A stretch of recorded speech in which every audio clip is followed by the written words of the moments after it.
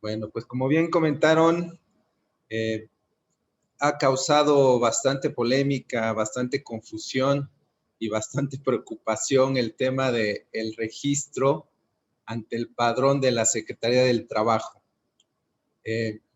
Vamos a ver la manera de hacerlo y creo que no solo nos debemos limitar a hacerlo, las consecuencias que hay por hacerlo y por no hacerlo, que creo que eso es algo muy importante. No solo se trata de hacer por hacer, creo que no todos estamos obligados y creo que entre más empresas lo puedan hacer también es como contradictorio, que también es mejor.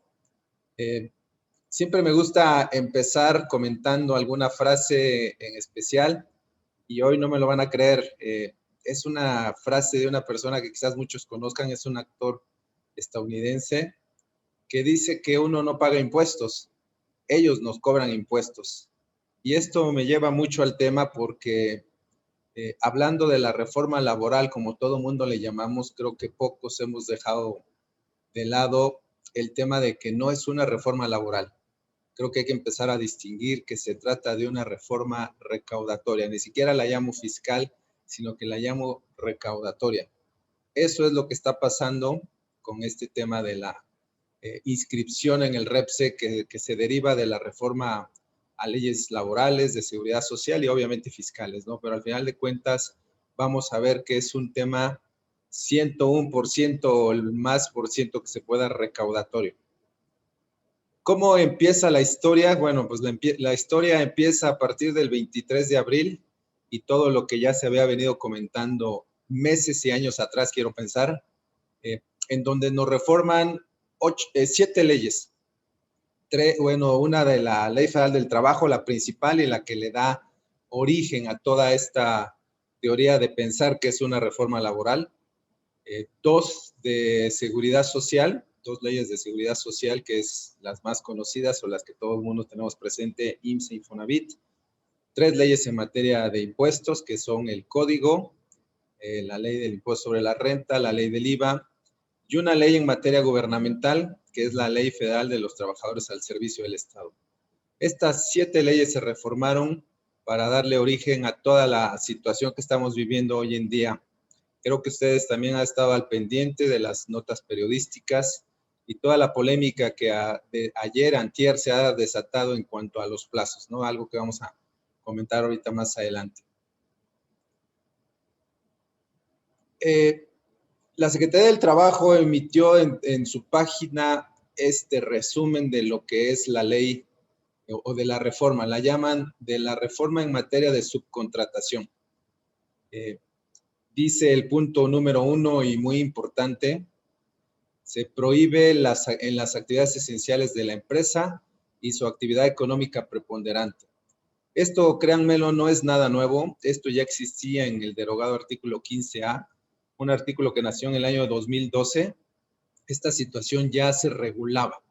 Por ahí también vamos a llegar ahorita a un punto de acuerdo, quizás todos, en que no era necesaria una reforma. Si ya existía, no hay nada nuevo. Eso también es algo muy importante. Lo único nuevo es el REPSE y vaya que de ahí deriva todo. Todo, vamos a ver cómo el REPSE, que creo que muchos, incluyéndome yo, lo considerábamos insignificante, resulta ser la base en donde va a girar todo alrededor del REPSE.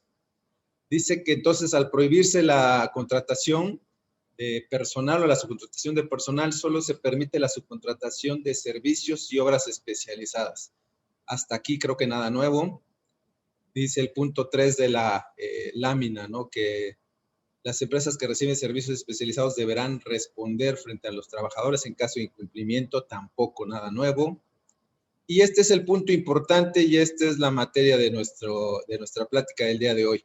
Registro obligatorio de empresas de subcontratación especializadas ante la Secretaría del Trabajo, el famoso REPSE. De ahí deriva todo.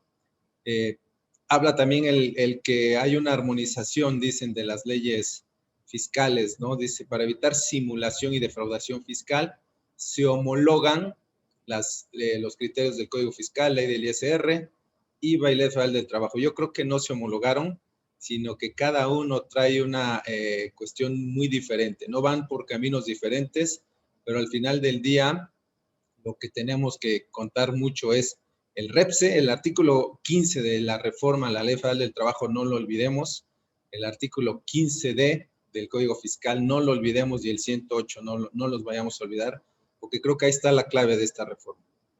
Miles de trabajadores pasarán a un esquema de empleo formal y accederán al derecho de reparto de utilidades. Algo, desde mi punto de vista, muy controvertido, ¿no? ¿Quién dice que el tema, bueno, es que había de todo también, el tema de la reforma, el tema del outsourcing? Yo creo que los que lo hacían bien, como hay muchas empresas, hablábamos de un empleo formal. Quienes lo hacían mal, pues lamentablemente son los que originaron toda esta situación. Creo que es algo que se veía venir. Hubiera sido la administración que hubiera sido 4T, hubiera sido 5T, 6T, lo que hubiera sido.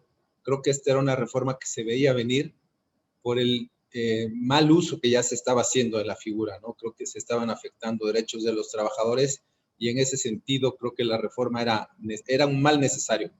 Un mal necesario porque es una mala reforma, pero al final de cuentas creo que algo necesario. Y el otro aspecto también, como nos vendieron la reforma, el tema de la PTU. Creo que pues no beneficia en nada al trabajador el tema de la PTU. Pocas empresas en México reparten PTU, pocas empresas creo que llegan a rebasar los 3 salarios, los 3 meses de PTU. Entonces creo que fue un buen producto mercadológico para vendernos o vender a los trabajadores el tema de la PTU. Y bueno, también tengamos muy presente, ¿no? Los plazos de la reforma. El 24 de mayo se emitieron las reglas para cómo inscribirnos en el REPSE.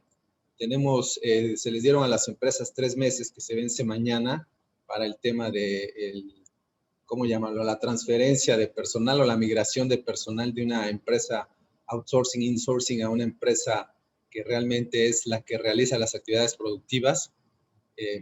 Ese plazo se vence mañana. Ese es un tema muy complejo, no es tan sencillo como se ve, el tema de la sustitución patronal. Y también, pues, cuando uno logra obtener el REPSE, pues se tienen 3 años de vigencia y hay que renovarlo. El punto 8, y es uno de los puntos que no sé si ustedes están enterados, el punto 8 habla del gobierno, de la contratación del gobierno, donde viene la famosa inequidad, el trato inequitativo. Al sector privado les pones unos plazos y al sector gubernamental le pones otros plazos. Y les comentaba, si no están enterados, que ya hubo amparos que se promovieron y que les otorgaron una suspensión provisional precisamente por ese trato inequitativo. Pero bueno, después de ver esta lámina que creo ya muchos de ustedes conocen, yo me permito llegar a una conclusión del objetivo de la reforma. El objetivo de la reforma, como ya lo comentamos, para mí son 3 puntos claves. Prohibir, permitir, y esa prohibición y esa forma de permitir les va a llevar a fiscalizar. Pero lo importante es que no va a fiscalizar el gobierno. El gobierno está teniendo un aliado indirecto y yo no sé si involuntario y yo no sé si con gusto o disgusto, que va a ser las empresas. Todas las empresas ahora nos vamos a volver fiscalizadoras en favor del gobierno, cosa que no es mala. Yo creo que el pago de impuestos nunca ha sido malo, pero hay que pagar adecuadamente, ¿no? Tampoco se trata por pagar, pero esta fiscalización vamos a ver más adelante que llega a excesos y eso es lo que creo que no se vale en esta reforma.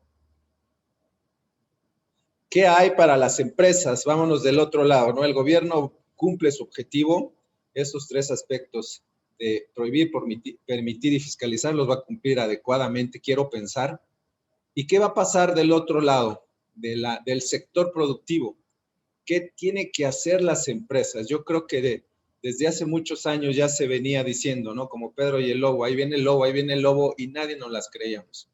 Hoy creo que tenemos ya los dedos en la puerta y la puerta está a punto de cerrarla y vamos a tener consecuencias importantes. ¿Qué están haciendo las reformas o qué sugerimos que se hagan en las empresas? Una reestructuración total que va desde el aspecto legal hasta el aspecto laboral, desde el aspecto administrativo, el aspecto fiscal. ¿Por qué? Tenemos que quizás cambiar nuestros objetos sociales, digo nosotros, no los prestadores de servicio. Más adelante vamos a ver que quien se va a inscribir en el REPSE y que pensaba cambiar su objeto social para poderse inscribir en el REPSE, ni lo piense, no le va a dar tiempo. En cambio, las empresas que contratan servicios o que tienen la necesidad de contratar servicios ahora especializados o de obra especializada, creo que ellos son los que se tienen que adaptar. Contrario a lo que yo llegué a pensar que se tenía que adaptar la prestadora de servicios, yo creo que va a ser al revés. Quien se tiene que adaptar es la que contrata los servicios y ahí viene una reestructuración interna. Los contratos que hoy en día se tienen con los prestadores de servicios, estén o no estén obligados al REPSE, yo creo que también se tienen que revisar. Incremento de costos y pasivos, eso está tremendo, ¿no? Hay que valorar mucho o se debe valorar muy bien las empresas que van a absorber a su personal. Ahorita más adelante vamos a ver datos que ya ha mencionado la propia Secretaría del Trabajo de cómo se está moviendo el personal, los trabajadores entre empresas. Viene el incremento de costos y pasivos, pero también yo creo que ese incremento de costos lo estamos viendo mal. Pensamos que los esquemas estaban utilizados en su gran mayoría, lamentablemente, para reducir costos. Y el costo era el famoso salario mínimo. Había empresas que te daban el servicio cotizando el salario mínimo y pagando las diferencias, quién sabe cómo.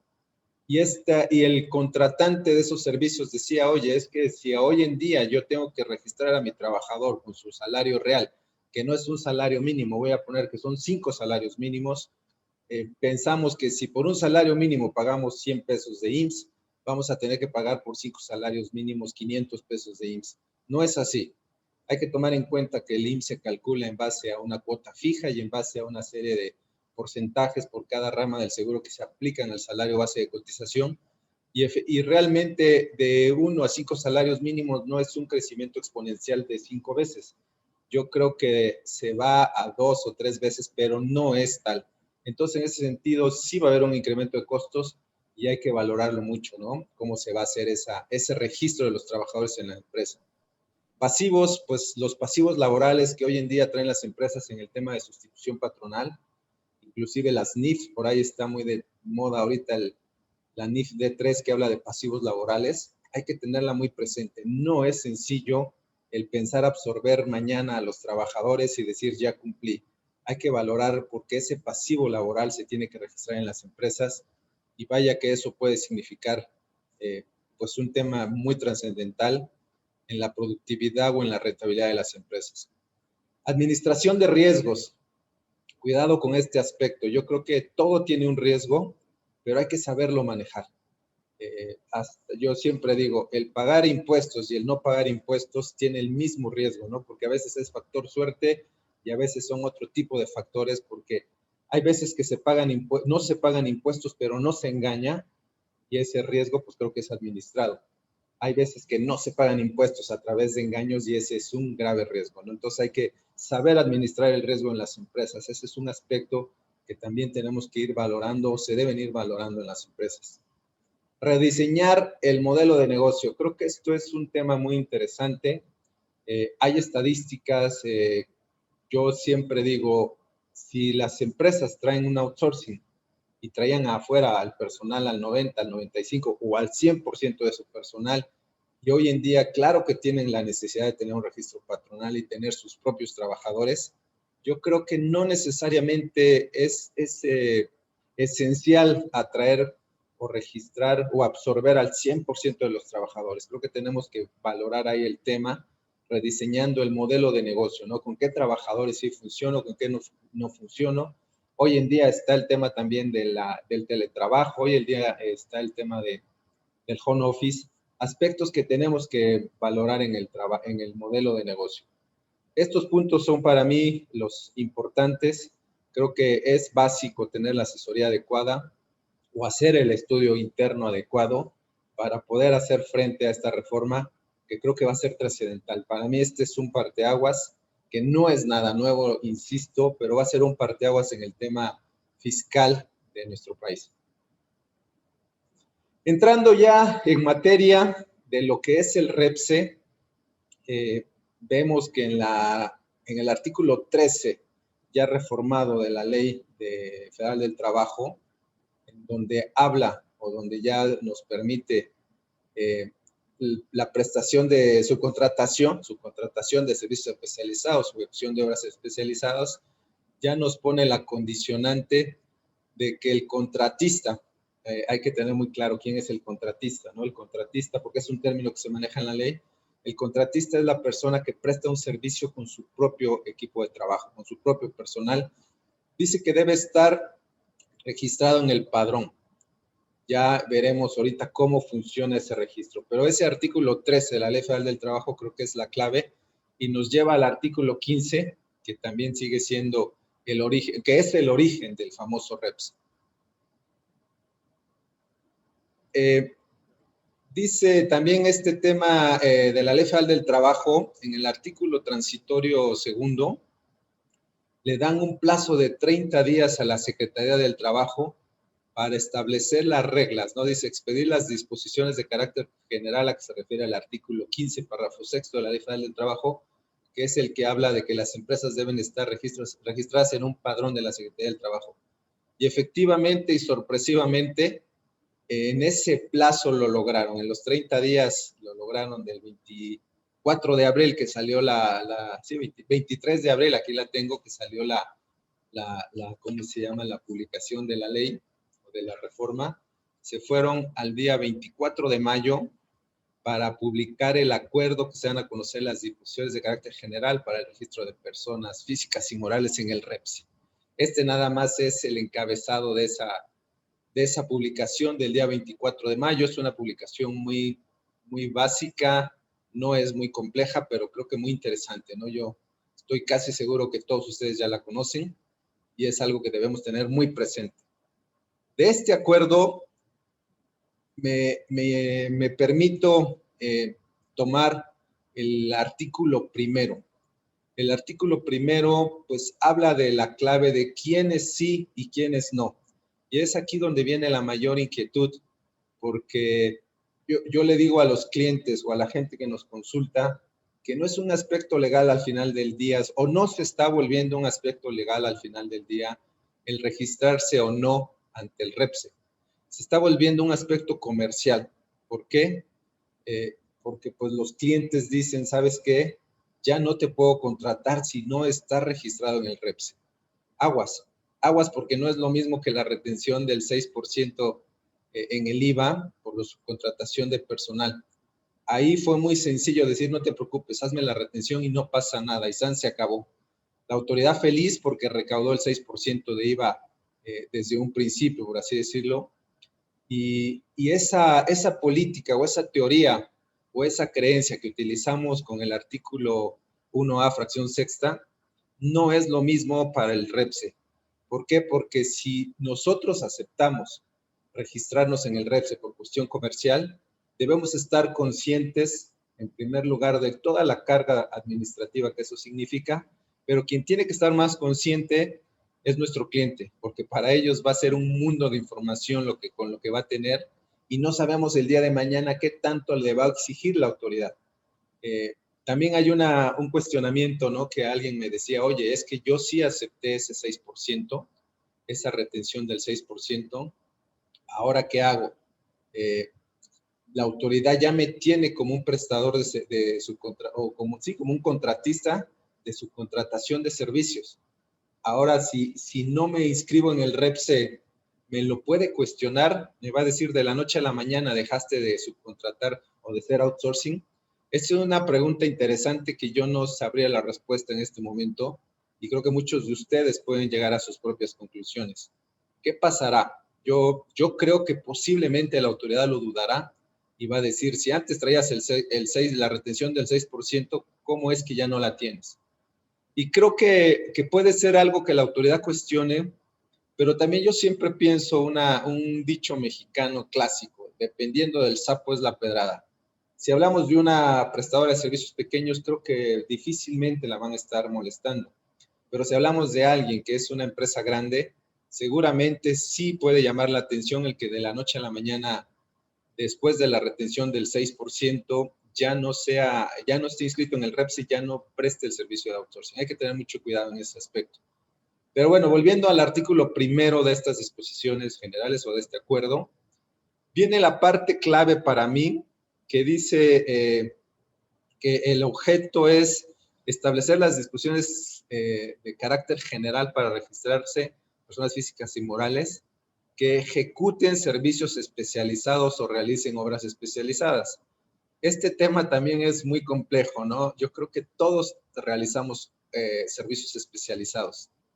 Ya hoy en día, los médicos, ¿no? Hay médicos, ¿cómo se llama? Especialistas en todo, decía un maestro en la especialidad, ¿no? Dice, ya hay médicos hasta para el dedo izquierdo, ¿no? Para todo, para el pie izquierdo, el dedo izquierdo, todo eso, ¿no? Entonces creo que también en nuestra profesión nosotros también hacemos, ¿cómo se llama? Servicios especializados. Y dice, y viene la clave aquí, y que para ello proporcionen o pongan a disposición trabajadores propios en beneficio de otra para ejecutar los servicios. No todos hacemos eso. Yo creo que un ejemplo muy básico y que por ahí también anda en las redes sociales, ¿no?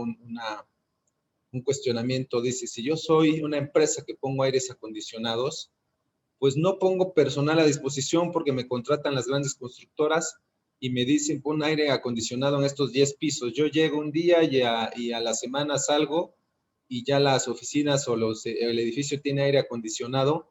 Nunca supieron cuánto personal llevé, nunca supieron cuánto tiempo invirtió cada personal, nunca supieron nada del personal, solo ellos esperaban un producto terminado que yo concluía en tiempo y en forma. Entonces, dicen este tipo de empresas, ¿por qué me piden que me registren el REPSE si realmente no puse a personal a disposición? Para nada. Y creo que cuando es un servicio especializado, no debe haber personal a disposición.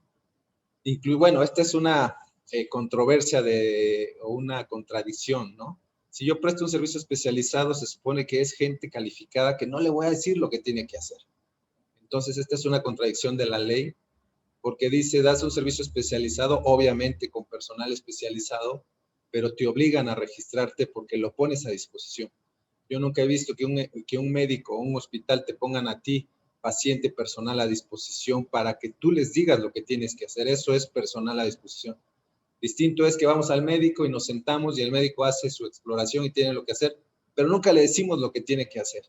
Entonces también la ley por ahí tiene aspectos contradictorios, ¿no? Pero bueno, volvamos al tema. Dice el artículo primero que solo quien ponga personal a disposición, ese es el tema, personal propio. Y creo que no todos encuadramos en esa situación. Después, pues yo creo que más de uno de ustedes, si no es que todos conocen esta pantallita REPSE, Registro de Prestadoras de Servicios Especializados u Obras Especializadas. Aquí es donde tenemos que entrar.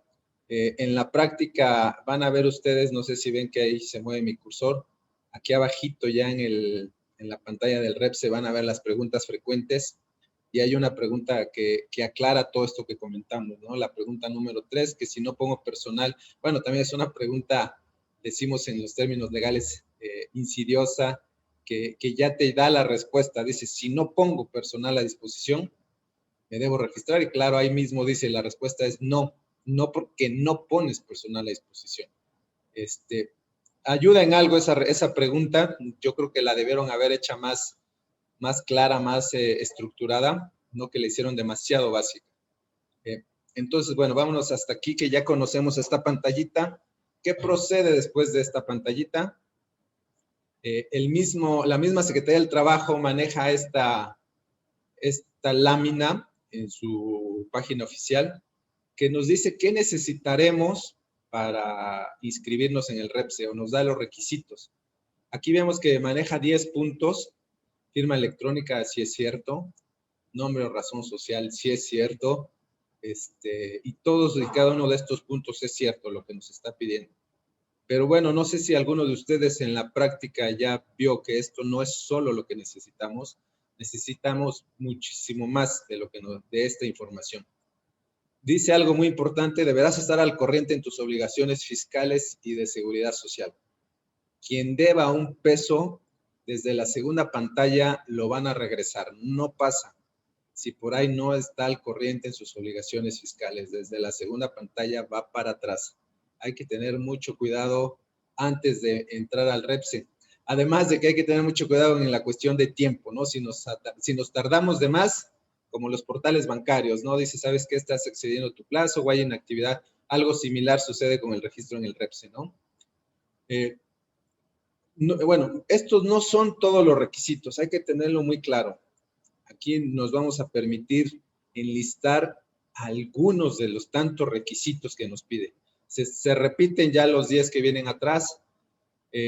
Por ejemplo, nos pide, bueno, aquí algo de lo que no viene ahí, el nombre comercial, nos pide.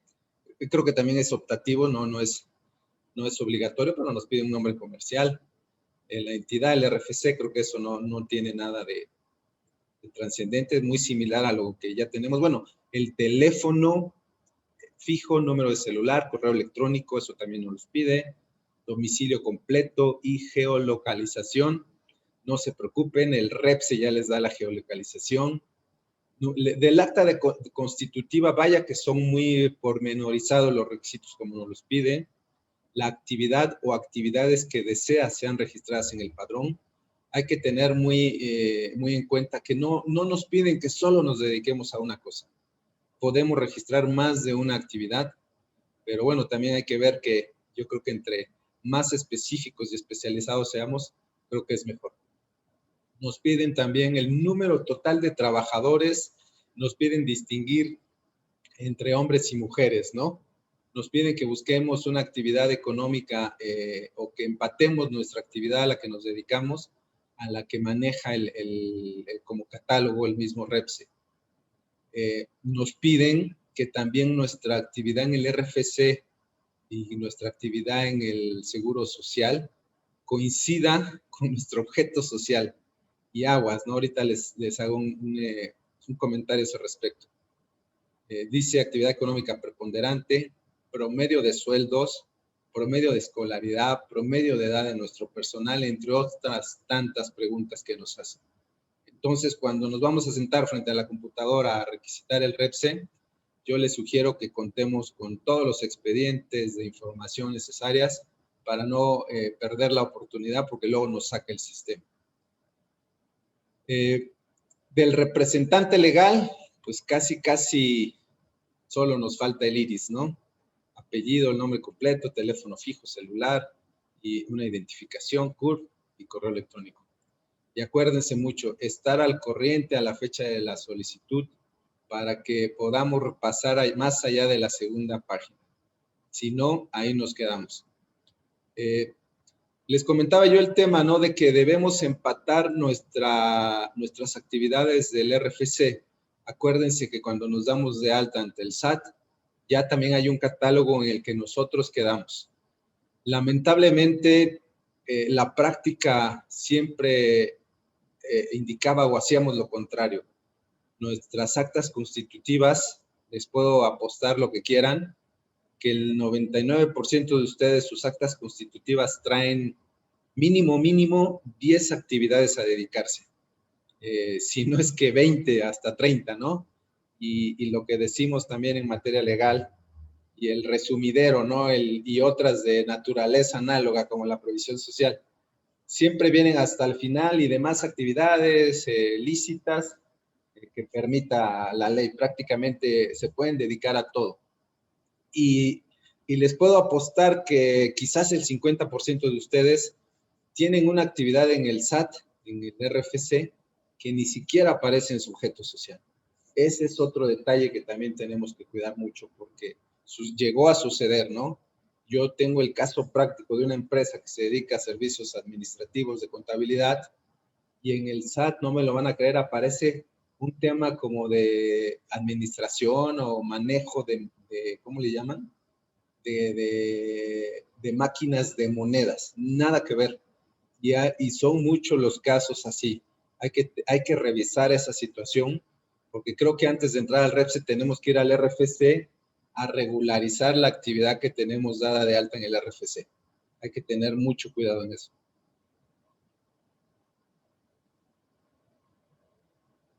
Bueno, esto es algo que ya comentábamos, ¿no?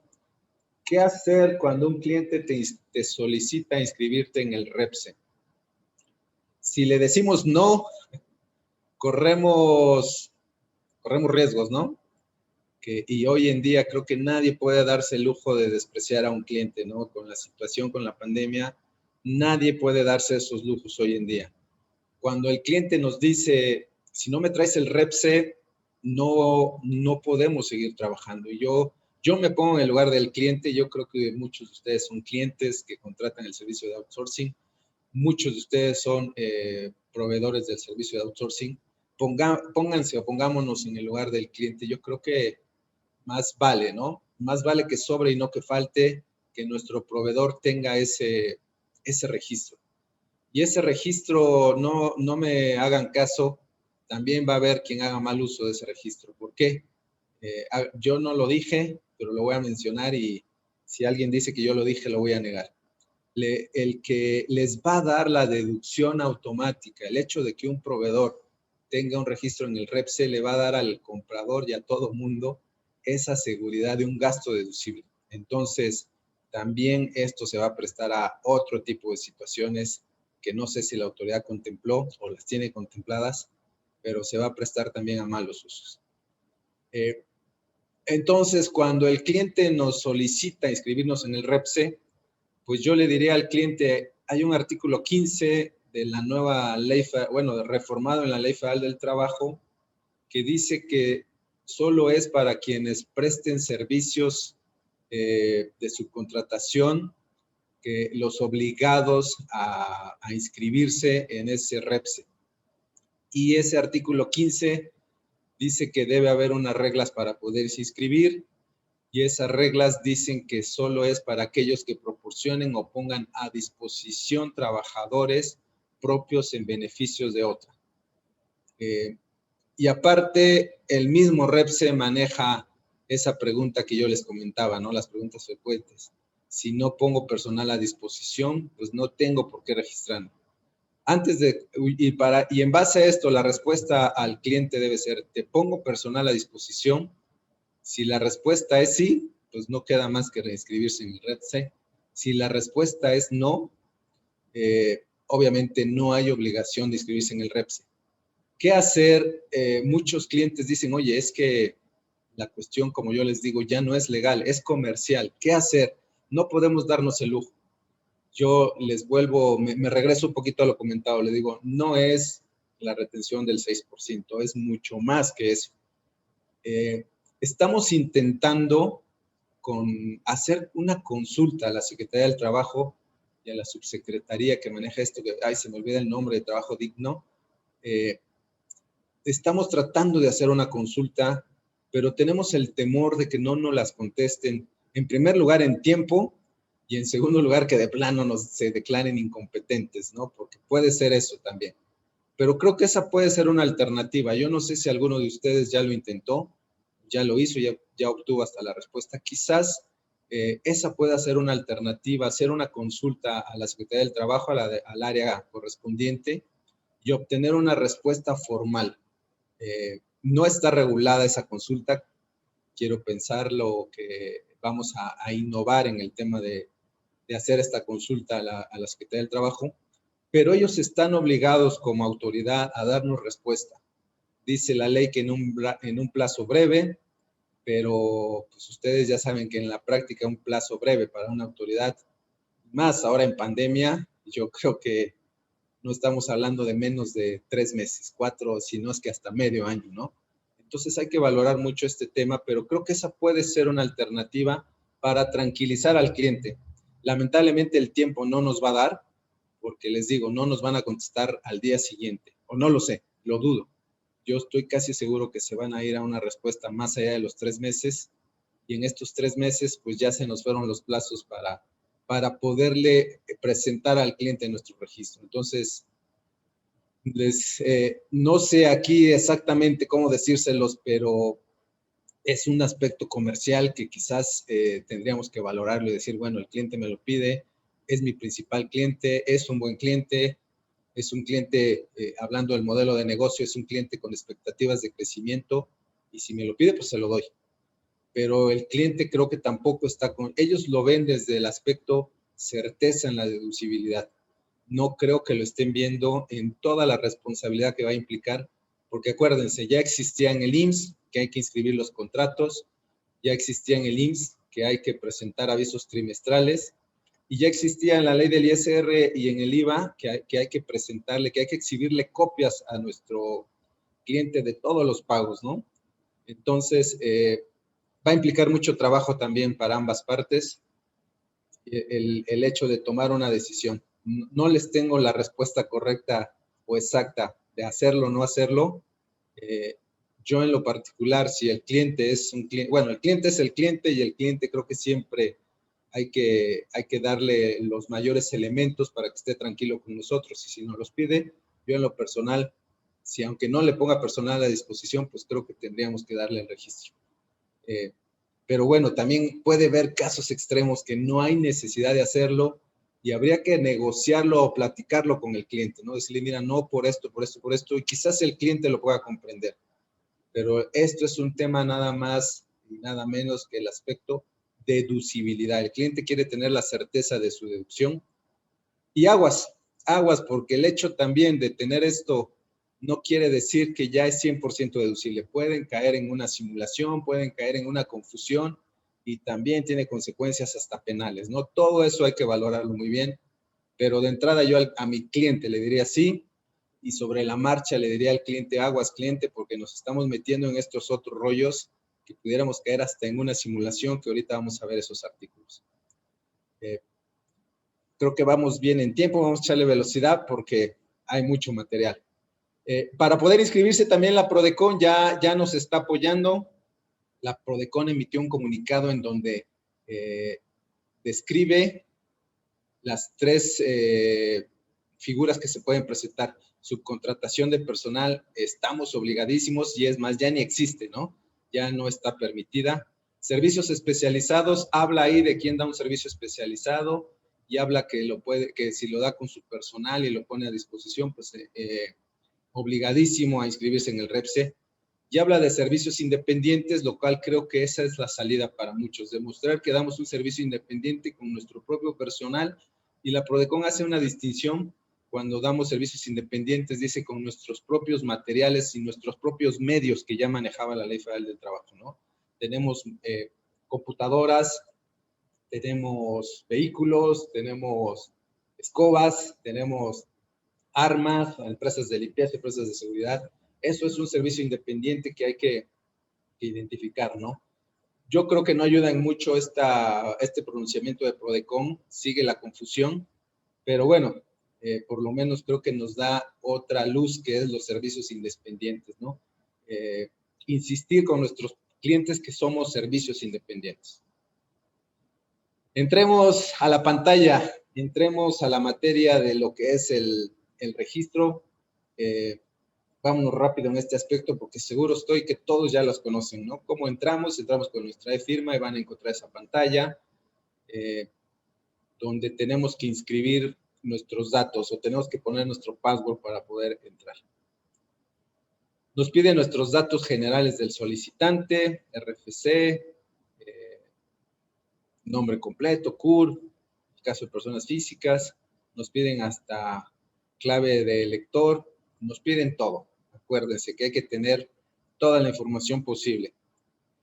Y yo decía en la segunda pantalla ya no pasan, bueno, me confundí, es la tercera pantalla. Dice que si no estamos al corriente, en automático aquí nos rechaza. Hay que verificar ese tema. Validación al TESAMS, INSE, Infonavit. Me llama mucho la atención que ahora sí, aunque no lo crean, están coordinados y la tecnología es maravillosa. Ellos ahí mismo se dan cuenta si estamos al corriente o no, y si no lo estamos, en automático para atrás. Aquí ya no pasamos a la siguiente lámina, que ya es cuando estamos al corriente, la información de nuestra acta constitutiva. Nos pide todo lo que ya comentábamos, ¿no? Entidad de registro, fecha de protocolización, todos los datos posibles, y hasta el mismo notario aquí lo vamos a ventanear, ¿no? Nos pide todos los datos del notario. Nos pide el objeto social, dice que hay que localizar en el acta el objeto social y nos pide transcribirlo. Creo que hasta aquí no debe haber mayor inquietud. Y aquí ya viene la actividad, ¿no? Aquí nuestro objeto social lo tenemos que empatar con el catálogo que ellos manejan para cuadrar este tema. Dice, deberá escribir una de las actividades de su objeto social que desea registrar en el padrón. Lo que yo les decía, ¿no? Nuestras actas constitutivas se los ha puesto. Tenemos como 20 actividades que podemos inscribir. Ahorita vamos a ver que de esas 20 hay que saber en cuál tenemos especialización. Y hay que saber, y hay que tener elementos para justificar o demostrar esa especialización. Y esos elementos son a veces certificados, constancias y muchos otros requisitos que también no todos estamos especializados para la autoridad si no tenemos algo que lo justifique, que lo demuestre. Aquí es un cuestionario donde nos hacen preguntas que yo comentaba, ¿no? Dice, ¿forma parte de alguna institución o gremio, un sindicato por el estilo? El rango salarial, ¿cuántos recibos de nómina le damos a nuestros trabajadores? Nada del otro mundo. Yo creo que aquí todos pasamos con 10, todos podemos contestar estos cuestionamientos sin mayor problema. Registro patronal ante el IMSS. También creo que no debemos tener mayor problema en este aspecto. Domicilio fiscal del solicitante, no le veo mayor problema. Yo les decía que aquí ya está también la geolocalización, lo cual, pues, bueno, ya estamos en otros tiempos, ¿no? Ya nada ni nadie se esconde, ya todo es hoy en día encontrable, o cómo decirlo, ¿no? Ya todo el mundo es localizable. Y dice también que podemos agregar otras direcciones, no solo una. Ese también es un dato interesante, ¿no? Documentación adicional, bueno, todo lo que ya nos pidieron, la identificación por ambos lados, el comprobante de nómina, el XML, el acta constitutiva completa, el comprobante de domicilio, si hay poderes notariales. Ellos nos los piden. Yo creo que aquí no tenemos que meter nada que no nos los pidan.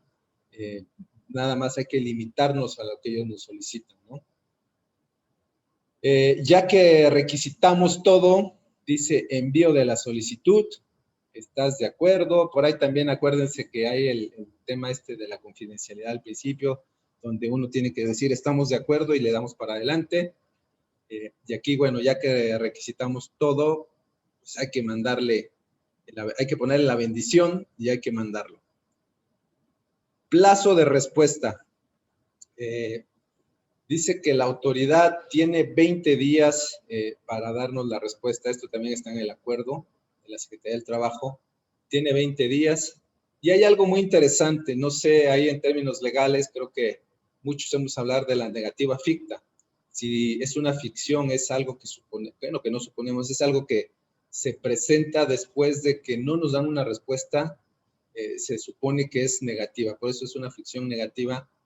De que si no nos contestan en materia fiscal, ¿no? Si no nos contestan, se supone que no tenemos la razón y es un no. Aquí dice este acuerdo que es lo contrario. Aquí hay una afirmativa ficta. Aquí nos dicen que sí tenemos la razón. Si en esos 20 días no nos contestan, no quiere decir en automático que ya tenemos la afirmativa ficta, sino que tenemos que hacer un recordatorio a la autoridad. Tenemos 3 días para hacer ese recordatorio. Tenemos que hacer ese recordatorio y si en esos 3 días no nos contestan, se supone que ya es una respuesta afirmativa. Dice aquí, transcurrido dicho plazo sin que se haya emitido el aviso de registro, después de esos 3 días, se tendrá por efectuado el registro para todos los efectos legales a que haya lugar. Entonces, primero 20 días, si no nos contestan en esos 20 días, tenemos que recordarle a la autoridad y después tenemos 3 días, ¿no? Después de recordarle a la autoridad existen 3 días y si en esos 3 días no contestan, ya podemos festejar que ya tenemos nuestra afirmativa ficta. Y este es el documento. ¿Quién de ustedes ya lo tiene? Felicidades a quien ya lo tenga, que nos dé más tips. Pero esta es la famosa constancia, esta es la clave fiscal, esta es la octava maravilla fiscal para 2021, julio de 2020, agosto de 2021 en adelante, ¿no? Digo agosto porque en agosto empieza ya en vigor la reforma a las leyes fiscales, y esto es oro molido. Para muchos, no para todos, claro está. Quien tenga este documento, muchísimas felicidades. No sé, ya más adelante lo veremos, quién de ustedes ya lo obtuvo. No es cosa del otro mundo, es complicado, pero creo que es posible, ¿no? No lo veamos como algo imposible, porque este es un trámite común y corriente con su peculiaridad y que nos permitirá obtener este documento. Esta clavecita es la que tenemos que estar citando en todos los contratos y este documento es el que tenemos que estar anexando a todos los contratos que realicemos o que realice una empresa que ya tiene el REPS. Creo que hasta aquí todo mundo feliz y contento, todo mundo satisfecho obteniendo nuestro REPSE, pero les digo, ahí no termina todo, al contrario, aquí empieza la situación. Puede ser que no podamos llegar a obtener este documento, dice, por no acreditar el carácter de especializado. Ese es un punto muy interesante que lo debemos ofrecer pruebas que somos especializados. Por ejemplo, hay una actividad que tenemos la oportunidad de apoyar a algunos clientes que se dedican a la recolección de residuos peligrosos y ellos tienen una certificación por parte de Semarnat para poder hacer el manejo de residuos peligrosos. Creo que en materia de hospitales, de ahorita con el tema COVID, también creo que hay una certificación. Las famosas NOM, las normas oficiales, ¿no? Y deben tener un documento que lo demuestre. Vayámonos a algo más común, las famosas ISO. También ese tipo de pruebas son necesarias para acreditar el carácter especializado. Otro tema es no estar al corriente con las obligaciones fiscales, pues eso es indudable, ¿no? Si no das, no pidas. Entonces, ese es un requisito que nos piden, estar al corriente. No cumplir con los requisitos y requerimientos establecidos en el presente acuerdo, pues bueno, ahí el mismo portal nos va a ir llevando.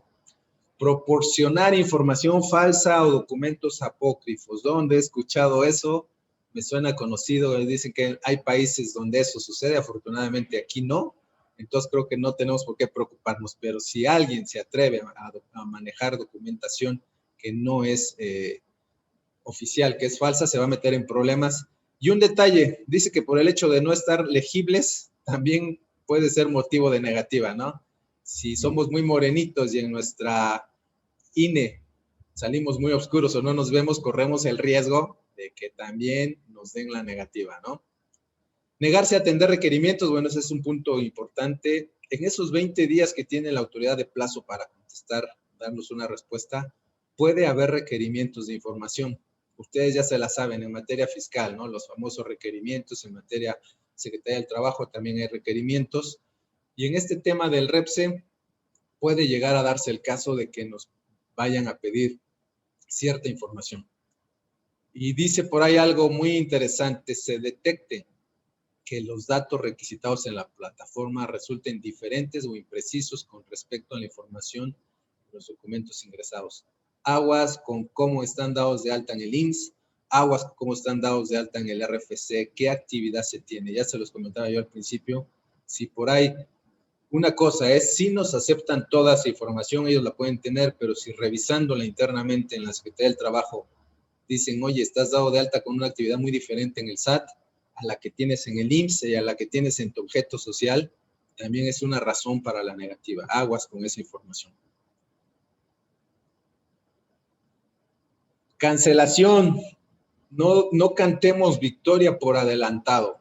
Puede ser que ya tenemos nuestro registro, puede ser que ya cumplimos todos los requisitos, pero aguas, si prestamos servicios u obras especializadas no registradas en el padrón, si nos dimos de alta como empresa que da servicios de mantenimiento de computadoras, un ejemplo de mi vago, y si se demuestra que no estamos haciendo eso, que estamos haciendo la limpieza, podemos perder el padrón.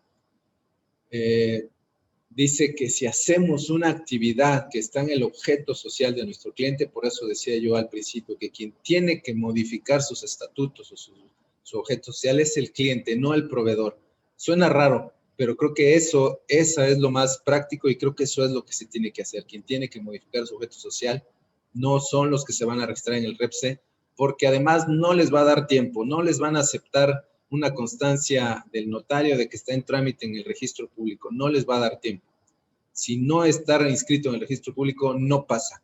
Entonces, no lo intenten, porque hemos escuchado muchos que dicen, bueno, voy a cambiar el objeto social, voy a ajustarlo. No les va a dar tiempo, no lo hagan.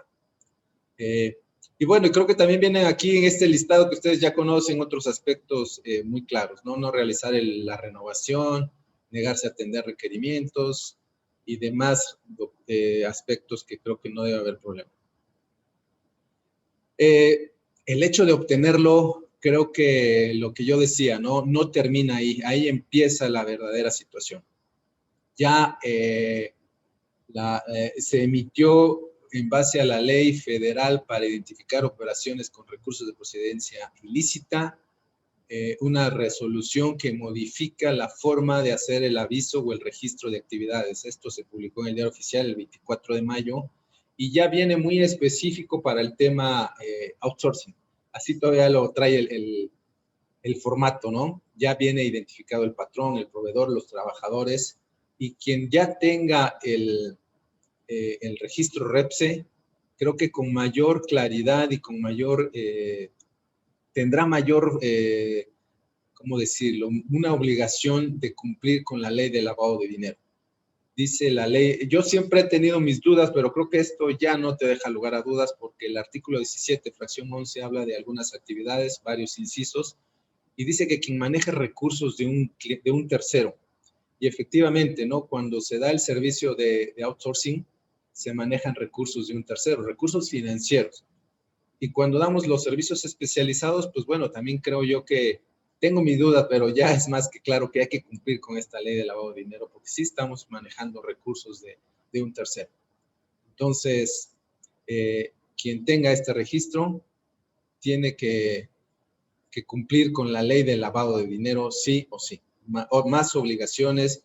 Y en esta ley de lavado de dinero se declara a la empresa y se declara al cliente, ¿no? Entonces, hay más, digo yo, nos ventaneamos todos. Código Fiscal de la Federación, el artículo que se adiciona, el 15D, es el que menciona el hecho del REPSE. Dice en el segundo párrafo, en las fracciones primeras, cuando los trabajadores, bueno, dice cómo se va a permitir la deducibilidad, ¿no? Cuando los trabajadores que el contratista proporciona o ponga a disposición del contratante, dice cuando no se va a permitir la deducibilidad. Cuando los trabajadores que el contratista proporcione o ponga a disposición del contratante originalmente hayan sido trabajadores de este y hubieran sido transferidos al contratista mediante cualquier figura jurídica. Esto, pues yo creo que no necesitamos abundar. Ustedes lo conocieron, lo conocen o han oído hablar de que hoy la empresa A tenía 100 trabajadores dados de alta en el IMSS al 100%, y mañana la empresa B tiene a esos mismos 100 trabajadores dados de alta en el IMSS con un salario mínimo. Entre otras figuras, entre otros aspectos, eso es lo que quiere evitar la autoridad, cosa que ya existía en la anterior reforma de la Ley Federal del Trabajo del 2012, hablaba de las altas y bajas masivas de personal. Es exactamente lo mismo. Y dice también, ¿no?, que no se permitirá la deducción cuando los trabajadores que provea o ponga a disposición el contratante abarquen las actividades preponderantes. El contratista abarque las actividades preponderantes del cliente. El objeto social no debe coincidir con lo que se está haciendo. Eso no es todo, no es solo una sanción administrativa o en números. Hay una sanción penal, porque dice el Código Fiscal en el artículo 108, que es el tema de la defraudación fiscal, en un inciso que se adicionó, que utilizar esquemas simulados de prestación de servicios especializados o de ejecución de obras, descritas en el artículo 15D que acabamos de comentar, primer párrafo de este código, o realizar la subcontratación de personal a que se refiere el primer y segundo párrafo de dicho artículo. No basta con tener el REPSE, hay que cumplir cabalmente con las obligaciones, porque si no lo hacemos, podemos caer en este artículo 15D y en consecuencia en este artículo 108 del Código Fiscal, y estamos hablando de defraudación fiscal. Acuérdense, aquí hay doble riesgo. Yo creo que aquí van a matar dos pájaros de un tiro. Realiza la simulación el que presta el servicio que no lo es, y realiza la simulación el que contrata el servicio que no lo es. No sé si me explico ahí. En lugar de uno, se van a llevar a dos. Aguas con esta situación porque el REPSE no es la solución total. El REPSE implica mucha responsabilidad, ¿no? Como dice el hombre araña, que tener un poder significa una gran responsabilidad. Pues es eso. Tener un REPSE significa una gran responsabilidad y hay que tener mucho cuidado con eso.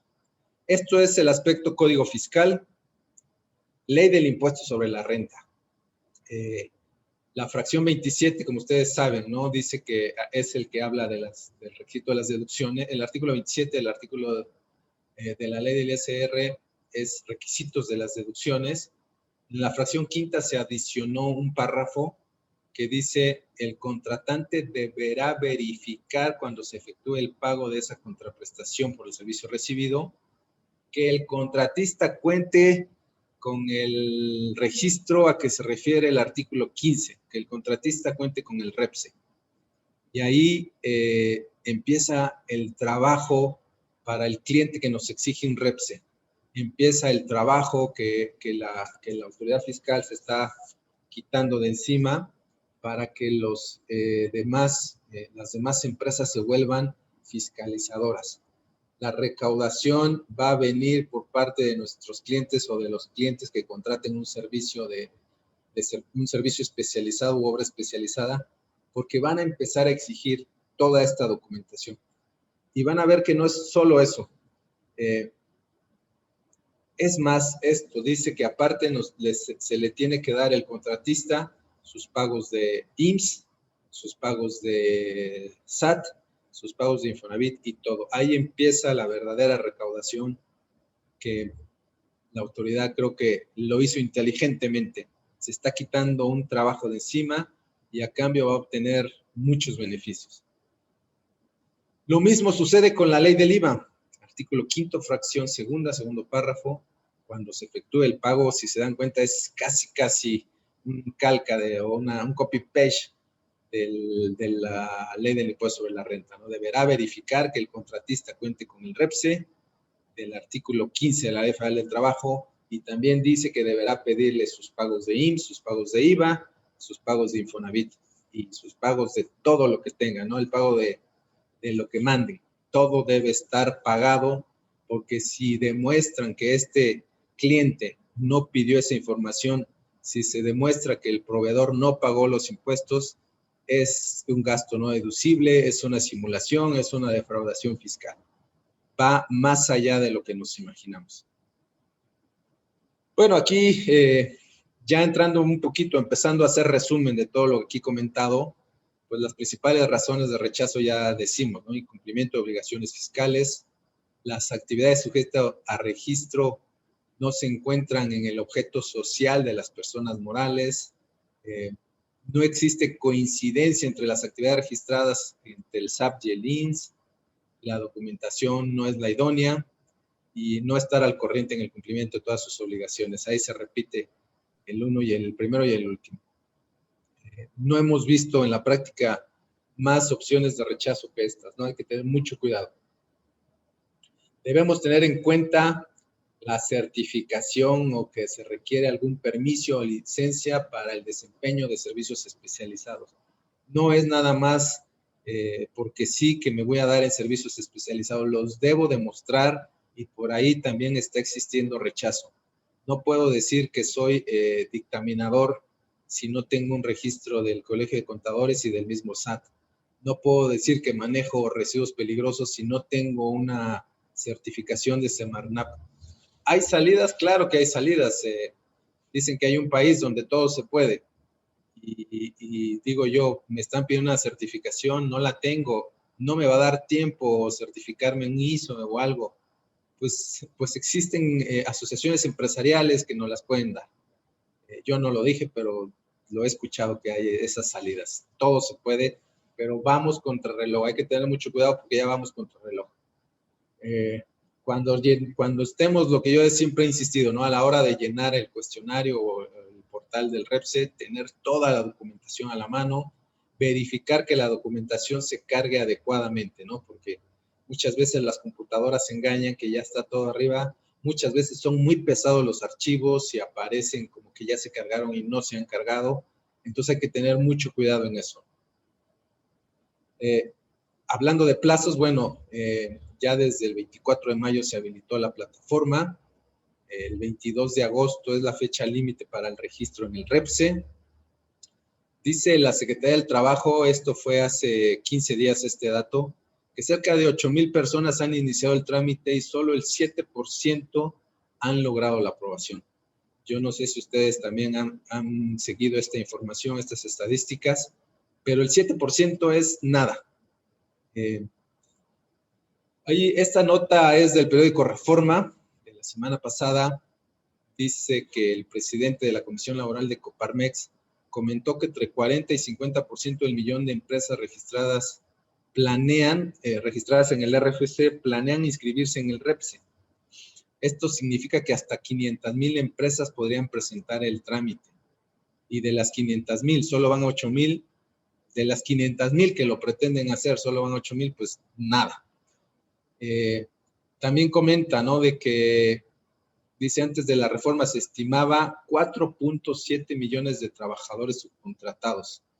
Y hoy en día se habla de que 500,000 ya han sido migrados a las empresas patrones. El dato ayer era de 750,000 personas ya migradas a los patrones. Yo digo que están reconociendo culpabilidad quienes están haciendo eso de manera urgente o de manera no adecuada o de manera rara. Hay que saberlo hacer, tampoco es hacerlo por hacer, porque quizás estemos reconociendo culpas que no son nuestras, ¿no? Ya se mandaron hoy en día 750,000 o ya se migraron 750,000 trabajadores.